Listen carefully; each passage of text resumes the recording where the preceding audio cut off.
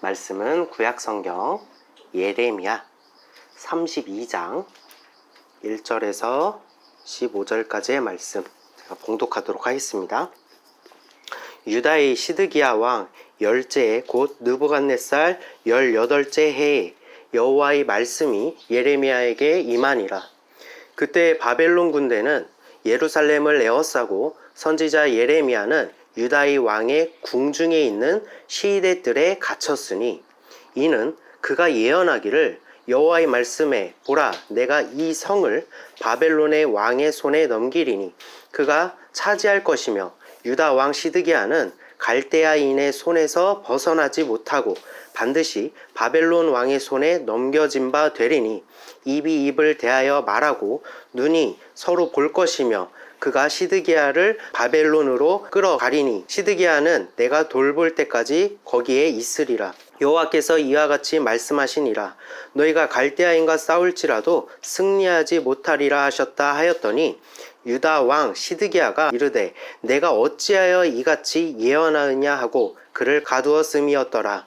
예레미야가 이르되 여호와의 말씀이 내게 임하였느니라 하시기를 보라 내 숙부 살룸의 아들 하나멜이 내게 와서 말하기를 너는 아나돗에 있는 내 밭을 사라 이 기업을 물을 권리가 내게 있느니라 하리라 하시더니 여호와의 말씀과 같이 나의 숙부의 아들 하나멜이 시위대들 안 나에게 와서 이르되 청하노니 너는 베냐민 땅 아나돗에 있는 나의 밭을 사라 기업의 상속권이 내게 있고 물을 권리가 내게 있으니 너를 위하여 사라 하는지라. 내가 이것이 여호와의 말씀인 줄 알았으므로 내 숙부의 아들 하나멜의 아나돗에 있는 밭을 사는데 은 70세겔을 달아주되 증서를 써서 봉인하고 증인을 세우고 은을 저울에 달아주고 법과 규례대로 봉인하고 봉인하지 아니한 매매 증서를 내가 가지고 나의 숙부의 아들 하나멜과 매매 증서의 인친 증인 앞과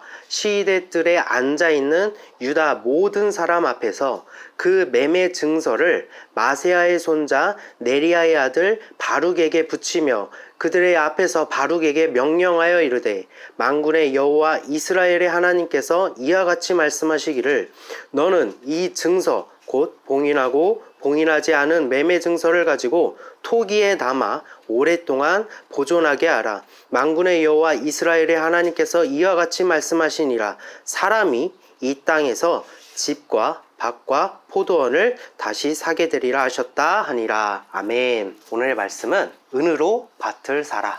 은으로 밭을 사라 라는 제목으로 말씀을 증거하도록 하겠습니다. 그리스도의 몸된 교회로서 그의 지체로서 진정한 행복을 누리며 살아오고 계십니까?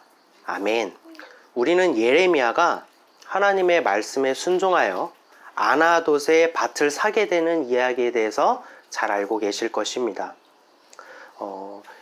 이 이야기를 알든 모르든 우리가 간단하게 이 말씀을 요약하자면 이스라엘은 이미 바벨론에 사로잡히고 모든 것을 빼앗기고 포로가 될 국면을 맞이한 때입니다. 이때 예레미야 선지자 또한 이스라엘은 바벨론을 도무지 대적할 수도 없고 결국 그들의 손에 넘어가게 될 것이라고 예언했습니다. 하지만 이러한 예언이 마음에 들지 않았던 유다 왕 시드기야는 예레미야를 궁중에 있는 시위대들에 가두게 되죠. 그때 예레미야에게 하나님의 말씀이 임하는데 예레미야에게 친인척 하나멜에게서 베냐민 땅 아나돗에 있는 밭을 사라고 말씀하십니다. 너무 뜬금없지 않습니까? 이에 예레미야는 그 밭에 대해서 은 70세겔의 값을 지불하고 매매한 증서를 만들고 증인을 세우는 일을 어디서 합니까? 자신이 갇힌 그 시위대 뜰에서 많은 사람들이 보는 가운데 행하게 됩니다. 한마디로 어처구니가 없는 일이었죠. 갇혀있는 자가 그리고 곧 망하여서 모든 것을 빼앗기게 될 이 나라의 땅을 지금 사고 매매를 하고 증인까지 세우고 있는 모습인 것입니다. 하지만 예레미야는 일단 하나님이 자신에게 명령하신 그 말씀대로 먼저 순종하고, 그리고 그는 조용히 하나님께 기도드립니다. 현실은 이스라엘이, 즉 이 유다가 바벨론의 손에 넘어갔다고 해도 과언이 아니기 때문입니다. 이제 와서 밭을 사는 것이 무슨 의미가 있는지 선지자인 예레미야도 도무지 이해할 수 없고, 바벨론의 손에 넘어간 이스라엘만 생각하면 답답한 노릇이기 때문입니다. 그러자 하나님께서는 예레미야에게 이렇게 응답하십니다. 이스라엘이 하나님을 떠나 죄악에 빠졌다. 그리고 따라서 보응하시는 하나님께서는 그들이 바벨론의 포로가 될 수밖에 없다는 것이 하나님의 분명한 계획이라는 거예요. 하지만 그럼에도 불구하고 하나님께서는 그들을 사랑하사 그들을 언젠가는 바벨론의 손에서 건지시고 하나님께로 돌아오게 만드실 것이라고 예레미야에게 응답하십니다. 이후 이스라엘은 70년 동안 바벨론의 포로가 되었지만 하나님께서는 결국 약속한 것을 이루셨죠. 우리는 이 이야기에 대해서 삶의 교훈을 얻기 위해 현대적인 해석으로 이와 같이 증거합니다. 하나님의 뜻은 우리로 이해하기 힘들고 간혹 내가 직면한 고난과 전혀 상관없는 엉뚱한 응답을 주시는 것 같지만, 그럼에도 하나님의 말씀에 먼저 순종할 때 그것이 결국 우리에게 복을 주시기 위한 하나님의 지혜였음을 깨닫게 될 것이라고 말합니다. 그러니 우리도 늘 겸손한 마음으로 삶의 고난을 바라보지 말고 이루실 하나님을 바라보자고 서로 권면합니다. 네, 틀린 말이 아닙니다. 모두가 다 맞는 말이고 모두가 우리의 마음을 울리기에 충분한 말입니다. 하지만 예수 그리스도를 믿고 의지하는 성도는 세상의 관념적 교훈에 힘입어 살아가는 존재가 아닙니다. 참된 성도는 세상의 교훈이 아니라 오직 생명의 떡이신 예수 그리스도를 먹고 마시며 그 힘으로 살아가야만 합니다. 우리의 믿음은 고난을 흘려보낼 수 있는 것이 믿음이 아닙니다. 고난을 피해갈 수 있도록 하는 것이 믿음이 아니라는 거예요. 참된 믿음은 그 어떤 고난도 예수만을 갈급하고 사랑하는 내 마음에 아무런 타격을 주지 못하는 것. 그래서 내 마음이 굳건하여서 이 믿음이 절대로 흔들리지 않는 것. 그것이 믿음입니다. 고난을 이겨버리죠. 우리가 생각하고 우리가 만들어낸 의와 도덕과 올바름으로 규정한 선이 오히려 예수 그리스도를 발견하지 못하게 되는 누룩이 될 수 있다는 사실을 우리는 기억해야만 합니다. 오직 성경은 예수 그리스도만을 증거하고 있으며 예수님께서는 세상을 살아갈 교훈이 아니라 오직 하나님의 나라와 우리의 구원만을 선포하시고 십자가를 통해 다 이루셨습니다. 따라서 오늘의 본문의 말씀 또한 예외 없이 예수 그리스도만을 증거하고 있습니다. 예레미야 32장에 기록된 말씀의 의미를 살펴보면서 오직 예수 그리스도를 발견하시고 영이 배불러지는 시간이 되시기를 소망합니다. 사람의 입술이 아니라 하나님의 말씀을 바라보십시오. 오늘 본문의 말씀 예레미야 32장 1절에서 2절입니다. 유다의 시드기야 왕 10째 곧 느부갓네살 18째 해에 여호와의 말씀이 예레미야에게 임하니라. 그때에 바벨론 군대는 예루살렘을 에워싸고 선지자 예레미야는 유다의 왕의 궁중에 있는 시대들에 갇혔으니. 성경을 살펴보면 대체적으로 이스라엘이 하나님을 잘 섬기거나 죄악에 빠질 때 혹은 죄악에 빠질 때는 그것을 나누는 중요한 척도가 있었으니 언제나 왕이었습니다. 즉 지도자였습니다. 왕이 하나님을 잘 믿고 잘 섬길 때는 백성들도 이를 따라 하나님께 복을 받게 되고, 반대로 왕이 하나님을 떠나 악을 행하고 이방의 손을 잡고 미신의 손을 잡고 그럴 경우에는 백성들도 이를 따라서 하나님의 징계를 받거나 이방 국가의 포로로 전락되어지는 모습들을 우리는 수없이 발견하게 됩니다. 유다 왕 시드기야는 하나님의 보시기에 악한 왕이었습니다. 그가 얼마나 목이 곱고 교만하며 악한 왕이었는지는 우리가 본문을 조금만 살펴보면 알 수 있습니다. 이스라엘이 바벨론의 손에 넘어가게 된 것은 왕의 악으로 비롯된 것인데, 그로 인해서 이스라엘의 죄악 때문인데, 이러한 절체절명의 위기를 맞이한 가운데 이스라엘이 바벨론의 포로가 될 것이라는 예레미야 선지자의 예언을 듣는다면 보통 어떻게 해야 되죠? 베옷을 입고 죄를 뒤집어 쓰고 자복함으로 하나님께 용서를 구하고 회개할 때 하나님께서는 그 회개를 결코 외면한 적이 없으십니다. 그러나 시드기야는 그렇게 하지 않고 오히려 예레미야 선지자의 예언이 자신이 원하는 예언을 하지 않는다는 이유로 궁중에 있는 시대들에 가두게 됩니다. 구약에서의 주요 인물들은, 선지자는 늘 강조하지만 예수 그리스도를 예표하고 있습니다. 그러나 그들은 예수가 아니라 모형이요 그림자로서 그들 또한 죄인에 불과하여 결국 예수님으로 인하여 구원을 받아야 되는 죄인에 불과한 것, 예수 그리스도를 통해야지만 가능한 자들인 것입니다. 따라서 예레미야 32장을 통하여 기록된 예레미야가 시대들에 갇힌 것 또한 예레미야가 예수를 예표하고 있고 예수를 결박한 이스라엘의 모습을 나타내주고 있는 거예요. 마태복음 23장 37절에서 39절입니다. 예루살렘아 예루살렘아 선지자들을 죽이고 내게 파송된 자들을 돌로 치는 자여, 암탉이 그 새끼를 날개 아래에 모음같이 내가 내 자녀를 모으게 한 일이 몇 번이더냐. 그러나 너희가 원하지 아니하였도다. 보라, 너희 집이 황폐하여 버려진 바 되리라. 내가 너희에게 이르노니 이제부터 너희는 찬송하리로다. 주의 이름으로 오시는 이여 할 때까지 나를 보지 못하리라 하시니라. 예수님께서 말씀하신 것입니다. 이스라엘은 자신들이 하나님을 떠나 죄악에 빠진 것을 알지 못했습니다. 그들은 메시아를 바랬지만 그것은 어디까지나 자신들이 원하는 규격에 맞춰야 하는 메시아에 불과했던 것입니다. 그래서 그들은 예수님을 알아볼 수도 없었고 믿을 수도 없었습니다. 누가복음 12장 51절입니다. 내가 화평을 주려고 온 줄로 아느냐? 내가 너희에게 이르노니 아니라 도리어 분쟁하게 하려 함이로다. 이것도 예수님께서 말씀하신 것입니다.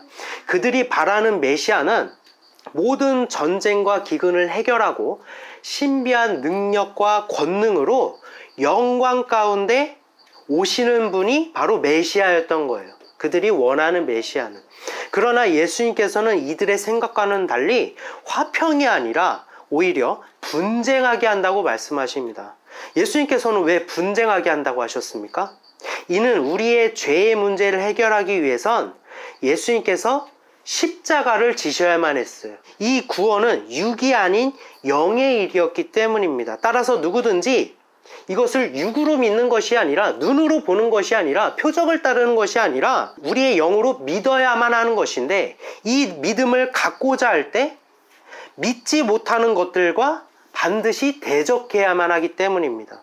대적하는 영, 곧 마귀는 나를 어떻게 해서든 구원에 이를 수 없게 만듭니다. 그것이 설령 내가 사랑하는 가족이나 친구를 이용해서라도 나를 예수 그리스도의 십자가에서 멀어지게 만들려고 한다는 것입니다. 그때 어떻게 됩니까? 우리가 분쟁하게 됩니다. 따라서 영을 아시고 영을 말하시는 예수님께서는 이 때문에 우리가 분쟁을 겪게 된다고, 우리가 분쟁한다고 말씀하시는 거예요. 예수님의 등장부터 그가 선포한 모든 것을 그 때문에 듣기 싫어했습니다. 그리고 구원자이신 예수님을 결박하고 십자가에 매달았습니다. 예레미야가 시대들에 갇히게 된 것도 바리새인과 서기관들을 향하여 너희의 집이 황폐하게 되며 버려진 바 되리라 선포하신 예수님을 예표하고 있다라는 거예요. 예레미야도 유다의 죄악으로 그들이 바벨론 손에 넘겨지게 될 것이라고 그런 하나님의 말씀을 선포하였기 때문에 자신들도 지금 포로이면서 그곳에 하나님의 말씀을 증거하는 자를 가뒀다라는 것입니다. 예수를 예표하고 있기 때문에. 하지만 그가 갇히게 된 때에는 하나님께서는 예레미야에게 이렇게 말씀하십니다. 본문의 말씀 7절입니다. 보라, 내 숙부 살룸의 아들 하나멜이 와서 내게 와서 말하기를 너는 아나돗에 있는 내 밭을 사라. 이 기업을 물을 권리가 내게 있느니라 하리라 하시더니, 이 말씀이 무엇을 의미합니까? 예수님께서 이 땅에 오실 때 마귀의 손에 붙임받은 이스라엘과 같이 유다 또한 그들의 죄악으로 바벨론의 손에 붙임 바 되겠지만, 언젠가 믿는 자들을 마귀의 포로에서 해방하고 되찾을 땅, 즉 영원히 거하게 하실 기업의 땅인 하나님의 나라를 의미하고 있는 것입니다. 10절에서 12절입니다. 증서를 써서 봉인하고 증인을 세우고 은을 저울에 달아주고 법과 규례대로 봉인하고 봉인하지 아니한 매매 증서를 내가 가지고 나의 숙부의 아들 하나멜과 매매 증서의 인친 증인 앞과 시대들에 앉아있는 유다 모든 사람 앞에서 그 매매 증서를 마세야의 손자 네리야의 아들 바룩에게 붙이며, 그리고 그 땅에 대한 값을 무엇으로 치른다고 말하죠? 은 70세겔, 은으로 지불한다고 말합니다. 마귀의 결박을 끊고 되찾을 그 땅, 즉 하나님의 나라를 은으로 샀다는 것입니다. 은으로 샀다라는 것은 무엇을 의미할까요? 마태복음 27장 6절에서 8절입니다.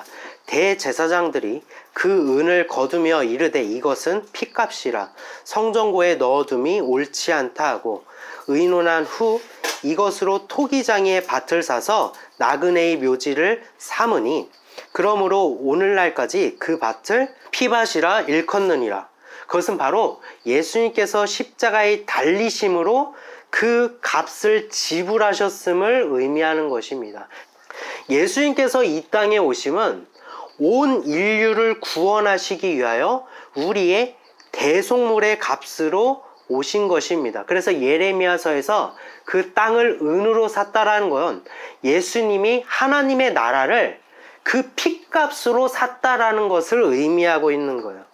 하나님의 나라를 위한 값을 예수님께서 십자가를 통해 지불하셨다라는 것입니다. 그것은 값으로 매길 수 없는 엄청난 것이지만 가룟 유다는 그 대가를 값으로 환산할 수 없는 그 은혜를 은으로 받고 팔아버렸다라는 거예요. 그 결과가 어떻게 됩니까? 결국 그 은이 하나님의 영원한 기업의 땅이 아니라 하나님의 나라가 아니라 뭐라고 기록합니까? 피밭이라고 기록합니다. 그가 평생에 머물게 될 그곳이 바로 피밭이라는 거예요.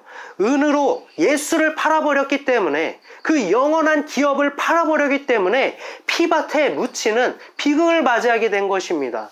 다시 돌아와 예수의 그림자이자 모형인 예레미야는 봉인하고 봉인하지 아니한 매매 증서를 만들고, 그것을 지금 누구 앞에서 하는 거죠? 궁중에 있는 시대들에 있는 모두가 증인이 되도록 한다는 것입니다. 예레미야는 많은 이들 앞에서 증서를 바룩에게 붙이며 이렇게 선포합니다. 14절에서 15절입니다.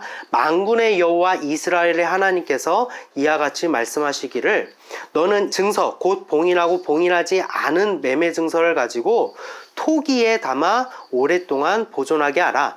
만군의 여호와 이스라엘의 하나님께서 이와 같이 말씀하시니라. 사람이 이 땅에서 집과 밭과 포도원을 다시 사게 되리라 하셨다 하니라. 아멘. 봉인하고 봉인하지 않는 매매 증서는 시대적 배경으로도 생각할 수 있습니다. 물론 오늘날에도 원본과 사본을 나누기 때문입니다. 하지만 이 증서는 우리가 앞서 살펴본 바와 같이 예수님께서 십자가를 통해 이루시고 믿는 자들에게 허락하실 하나님의 나라, 그 땅을 예수의 피값, 즉 은으로 샀다라는 것을 비유한다고 말씀드렸잖아요. 그러니 같은 맥락에서 이 증서를, 이 비밀한 일을 봉인하였다라는 것은 창조주이신 하나님께서 우리를 위해 친히 십자가에 달리신 이 구원이 비밀에 감추어졌다라는 것이고, 봉인하였다라는 건 비밀에 감추어졌다라는 것이고, 봉인하지 않았다라는 것은 하나님께서 반드시 성취하겠다는 그 언약이 구약에서 곳곳에 선지자를 통해서 선포되어지고 알려져 왔음을 의미하는 것입니다. 결국 같은 것인데 무엇을 의미합니까? 예수 그리스도의 보혈의 십자가, 우리를 위해 새 언약이 되시는 예수님, 우리의 구원이 되시는 예수님을 의미하고 있다는 거예요. 그렇다면 그것을 토기에 담아 보관한다는 것은 무엇을 의미하죠? 죄악의 근원으로 그 땅으로 빚어진 토기, 우리도 죄악의 땅으로 그 근본을 갖고 있는 우리 또한 토기가 되는데, 우리 속에, 그 토기 속에 하나님의 그 새 언약이 성취되기까지 언약이, 그리고 선포가 그것을 우리 안에 품고, 토기 속에 품고 간직한다면 반드시 성취되는 그날에 이것을 증거로 하나님 나라, 그 땅의 권리를 받게 된다라는 것을 의미하고 있는 거예요. 그러나 우리는 예수님께서 짊어지시고 감당하신 십자가의 대가를 너무나도 가벼이 여기는 것 같습니다.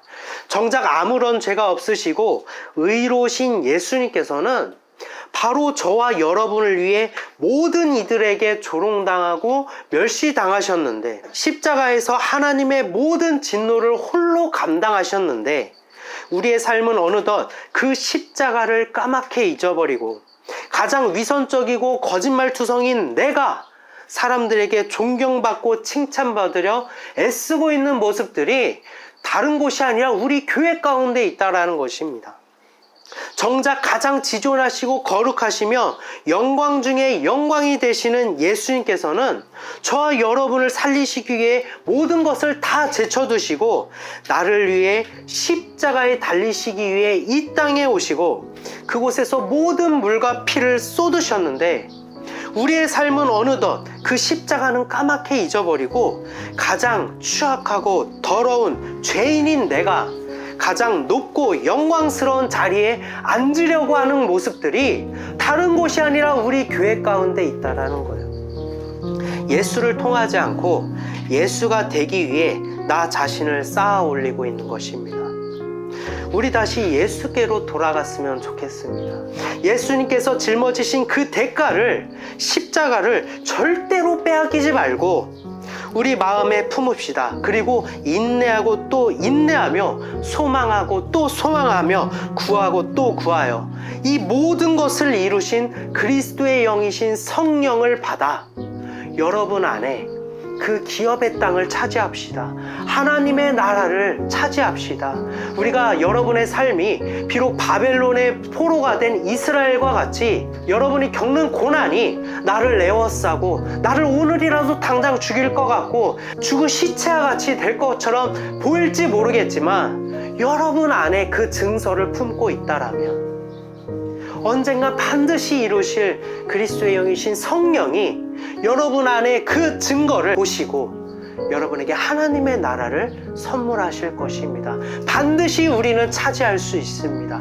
반드시 우리는 그 고을을 차지하여서, 그 땅을 차지하여서 하나님 나라의 백성이 될 것입니다. 오늘도 성령을 구하심으로 승리하시는 성도 여러분 되시기를 소망합니다. 잠시 기도하는 시간 갖도록 하겠습니다.